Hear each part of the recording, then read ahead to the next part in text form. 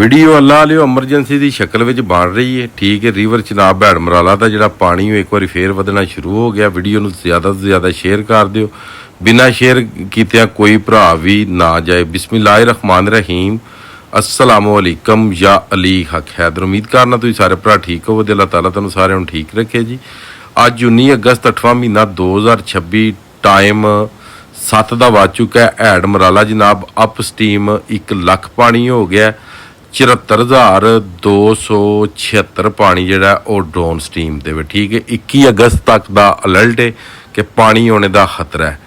ਉਸ ਤੋਂ ਅੱਗੇ ਆ ਜਾਂਦੇ ਜੀ हैड हानकी 56,000 अखराज 59,000, हैड कादराबाद 54,000 अखराज 35,000। ਅੱਗੇ ਆ ਜਾਂਦਾ त्रिमू 31,000 अखराज 19,000, हैड पंजनद ਜਿਹੜਾ ਵੇ ਉਹ ਜਨਾਬ ਮੇਰੀ 45,000 अखराज 30,000। दरियाए रावी 25,000, ਜੇਸਰ ਦੇ ਮੁਕਾਮ ਤੇ ਪਾਣੀ 18,000, ਸਿਫੂਨ ਦੇ ਮੁਕਾਮ ਤੇ ਪਾਣੀ 17,000, ਸ਼ਦਰਾ ਦੇ ਮੁਕਾਮ ਤੇ ਪਾਣੀ 17,000।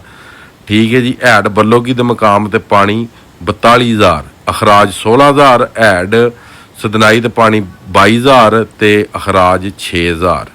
ਠੀਕ ਹੈ ਜੀ, ਅੱਗੇ ਜਨਾਬ ਗੱਲ ਕਰ ਲੈਂਦੇ ਆ ਗੰਡਾ ਸਿੰਘ ਦੀ। ਤੇ ਗੰਡਾ ਸਿੰਘ ਤੇ ਅੱਲਾ ਲਿਓ ਪਾਣੀ 1,310 ਤੇ अखराज ਇਹਨਾਂ। हैड सुलेमान की 17,000, अखराज 4,000, हैड इस्लाम 3,439, अखराज 1,516।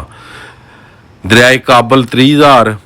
उस तो बाद मंगला डैम 30,000, अखराज 7,000, हैड रसूल दरियाए जेलम 8,056, अखराज 0। तरबेला डैम अखराज 2,52,000, कालाबाग 3,42, चश्मा 3,07, 3,07,000, गुड्डू 3,15,000, सखर ਜਿਹੜਾ ਵੇ ਅੱਲਾ ਲਿਓ ਸਖਰ ਬਰਾਜ ਇਸ ਟਾਈਮ 1,79,000 ਤੇ ਕੋਟਰੀ ਬਰਾਜ ਜਿਹੜਾ 88,000। ਇਹ ਤੁਹਾਨੂੰ ਪੂਰੇ ਪਾਕਿਸਤਾਨ ਦੇ ਜਿਹੜੇ ਦਰਿਆ ਨੇ ਉਹਨਾਂ ਦੀ ਅਪਡੇਟ ਦੇ ਦਿੱਤੀ ਹੈ। ਮਰਾਲਾ ਦਾ ਪਾਣੀ ਵੱਧ ਰਿਹਾ ਤੇ ਅਗਰ ਪਾਣੀ ਵਧਿਆ ਤੇ ਇਨਸ਼ਾਅੱਲਾ ਤਾਲਾ ਅਪਡੇਟ ਤੁਹਾਨੂੰ ਲਮਹਾ ਬੇ ਲਮਹਾ ਜਿਹੜੀ ਹੈ ਉਹ ਲੱਭਦੀ ਰਹੇ ਦੀ ਪਾਣੀ ਦੇ ਹਵਾਲੇ ਦੇ ਨਾਲ। ਇਹ ਮੈਂ ਟੋਟਲ ਜਿਹੜੀ ਵੀਡੀਓ ਵੇ ਇਹ ਵਾਇਸ ਦੇ ਵਿੱਚ ਕਰ ਰਿਹਾ, ਵਾਇਸ ਓਵਰ ਦੇ ਵਿੱਚ।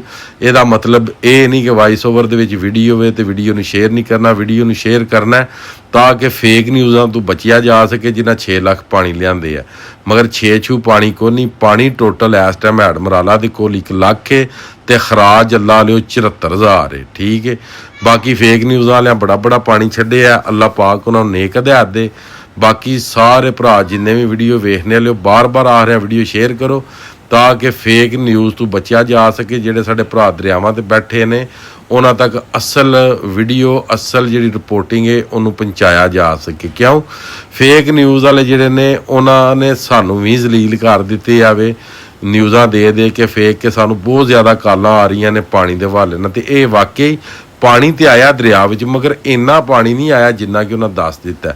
ਵੀਡੀਓ ਨੂੰ ਤੁਸੀਂ ਜ਼ਿਆਦਾ ਸ਼ੇਅਰ ਕਰ ਦਿਓ। ਬਾਕੀ ਅੱਜ ਦੀ ਵੀਡੀਓ ਅੱਜ ਦਾ ਵਲੌਗ ਕਰਨੇ ਖਤਮ। ਮੈਨੂੰ ਦਿਓ ਇਜਾਜ਼ਤ। ਨੈਕਸਟ ਵੀਡੀਓ ਆਉਣ ਤੱਕ ਜ਼ਿਆਦਾ ਆਪਣਾ ਖਿਆਲ ਰੱਖਿਓ, ਆਪਣੀ ਹਾਸਵਾਂ ਵਿੱਚ ਮੈਨੂੰ ਯਾਦ ਰੱਖਿਓ। ਇਨਸ਼ਾਅੱਲਾ ਮਿਲਦੇ ਹਾਂ ਨੈਕਸਟ ਵੀਡੀਓ ਦੇ ਨਾਲ। ਅੱਲਾ ਹਾਫਿਜ਼, ਫੀ ਮਾਨ ਅੱਲਾ ਜੀ।